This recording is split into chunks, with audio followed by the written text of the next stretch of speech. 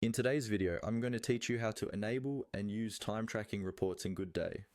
To get started, open your browser and go to the Goodday workspace you normally use. Make sure you're logged in with an account that has access to the tasks you want to track, since time tracking is always connected to specific tasks or work items. Once you're on your main Goodday screen, navigate to the task where you want to track your time.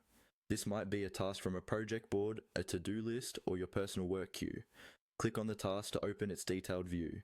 You should now see all the task information such as the title, description, and any related fields or comments. At the top of the task window, look for a small clock icon. This icon is your entry point to the time tracking tools in Goodday. Go ahead and click on the clock. A small time tracking panel will open, giving you options to start or report time. To track time while you work, click on Start Timer.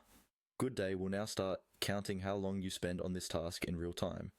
You can keep working as usual, just make sure to leave the timer running in the background. When you're finished or ready to stop tracking, click on the clock icon again to bring that panel back up, and then select Stop Timer. After you stop the timer, Goodday will prompt you to fill in some details about that time entry.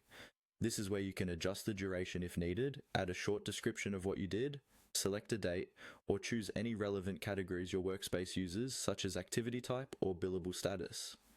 Adding clear descriptions here will make your future reports much more informative. Once everything looks correct, click Submit to save that time entry to the task. You can also report time manually without using the live timer. To do that, click on the clock icon again, and this time choose the option labeled Report Time.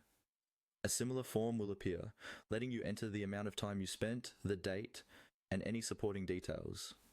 This is useful if you forgot to start the timer or you're logging time at the end of the day.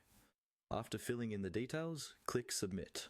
With these steps, you now know how to start and stop the timer, log time manually, and capture the information you need so Goodday can generate accurate time tracking